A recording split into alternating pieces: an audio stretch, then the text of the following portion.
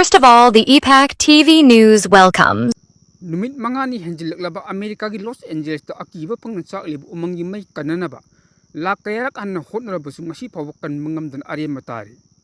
Laibak tira umangi may chak pagi todo kasi sikiba migi masing tram toy sukre. Loina na lam ekar lising puntaram pak sana mangata toktuna. Building lising tarani panhena pumtum tum dun ut on kre hai.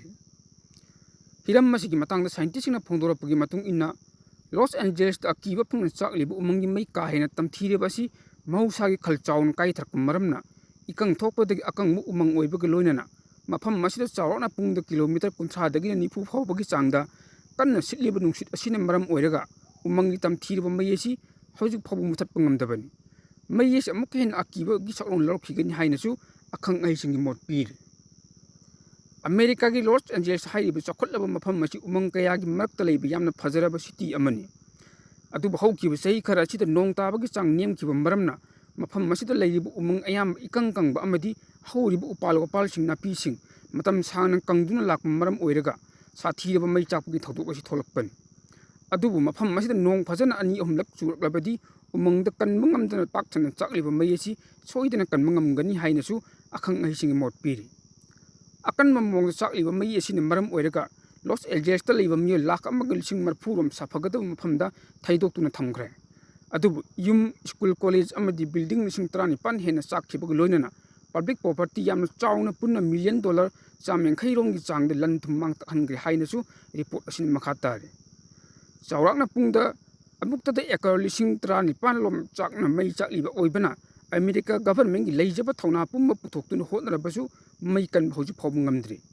Pakchan amanga ta thokum maramna property kayagi thamliba policy sing victim oiraba miyosing da pinana bu khotnarakpada America government achobo chaithengam soidana mai unarpu yabagi akibali haina akhang haising haire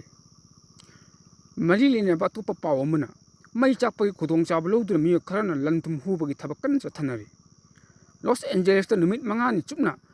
kan mangam da umang kaya mai chalakpadagi pakchana lantum kaya mangliba amadi awaba mayuknari bu sairak asida New Karadi Pochi Huran Bagi Tabakan Mong Saturday. Asigum Balabaki Awaba Taraba people must Lantum Huran Nabu Hotnariba, Mio Kulum to Los Angeles ki push Pagat Palay Craven. Report a sigamatung in Los Angeles to Hojik Charlie Basi, Makatan Amukan Mungam the film that top Labak Asigi top stitching the Pova, some Nakibasuya Hain Akibagi powers in Makatari. Hojik to Lepalate in America, Los Angeles to Charlie Umangi Mayasi. US ki puari da sukkan bu umangi mai chak gi thodu asi amuk ta thokhi hain America gi disaster management gi maikai dagi haire US ki puari da hojik phawbi oina kumja 2017 gi tip amadi 2018 gi case tap chak ki akan bu umangi mai edu dagi hojik Los Angeles ta chak li umangi mai esine saruk kaya hen akiba pang chak pe hel Los Angeles ta mai chak pu yaw khaba yum lising trani palom hen bagi yum amada dollar lakh 50 rong gi mamal oigani haire Howjiksu umangi may chakpagi maram khamung ngamdan leiri haina report asin makhatari atopa paw amana Benjamin tai ne huna huidi da akan bo warning tokre Yemen da base to terrorist group huidi si Iran gi proxy ni makoi is Israel amasung apun mulam da master threat ni haina phongdok laduna Israel gi prime minister Benjamin tai ne huna terrorist group huidi si Israel de attack to bugi damak serak phangli aduga makhata na saitheng kaya phangki gani haina phongdokre Nitai na huna phongdok li bofam masi Israeli military na ngang Yemen gi capital Sanaa da leiba Hezayas power station aduga hodaida amasung bas isa hidang pham singda air strike taw kuri haina lauthok khaba matungden Tel Aviv ta leiba air force ki command center amadagi air strike adu yangsin khibaga Israel gi defense minister Israel Katz na hodaida hidang pham paralyzed tawri aduga ras isa hidang pham mai jak le haina phongdokki amanga ta nangloi haiba kanamata leite haina mahakna makhata na phongdokki haire Huidi gi leaders sing hatokani Yemen yauna Israel da threat torop khudimak Israel gi sanglaba khut yogani haina kazna makhata ki Israeli army radio gi paw matung ina Yemen da Israeli force na yamna chawna khut thari ba singarang aduga mangarak subani haire Israeli military na piba report amagi matung ina inkomja 2023 October thada gi hoduna Huidi na Israel da target tawduna surface to surface missile 40 amasung drone chahung kun rong kapsil lakhi projectile sing su yaw ki haina Pawasin makatari. Nakalla maromda Gaza at Palestinian masa kunithoi sikre loina na paw phawna bangam loidori haina singnari.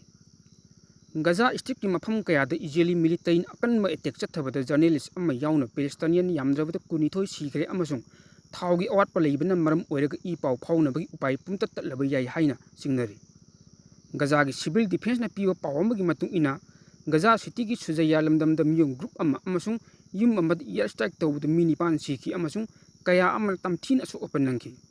थौदोक अदुगी मतुंग central Gaza की al Bureij refugee camp द चतखिबा यामना तमथीरब air strike अमदा मितै अमसु सीखी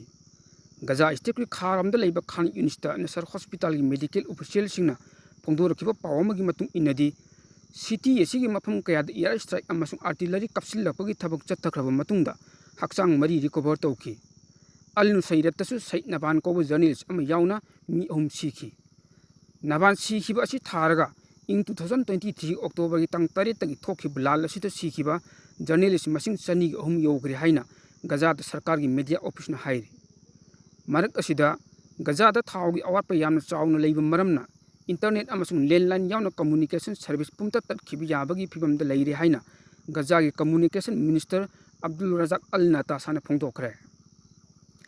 Israel की ब्लॉकेट मरम ओइदुन अवाब फिबम अम ओइरिबा असिना इमरजेंसी सर्विस यामना अरुब अम ओइरि हाइना मिनिस्टर ना हाइकी इजराइल डिफेंस फोर्स ना थदोरखिबा वरोल अमगी मतुंग इनदी खा Lebanon the terrorist group Hezbollah की खुलाई पुरग लाखिबा गाड़ी अमद एयर स्ट्राइक तौखरे हाइरी टेररिस्ट सिंगना गाड़ी अदुदा खुलाई कयाम हाकटपा थेंगनबदगी एयर स्ट्राइक एदु तौखिबिन हाइनसु IDF की पावसिन मखा तारे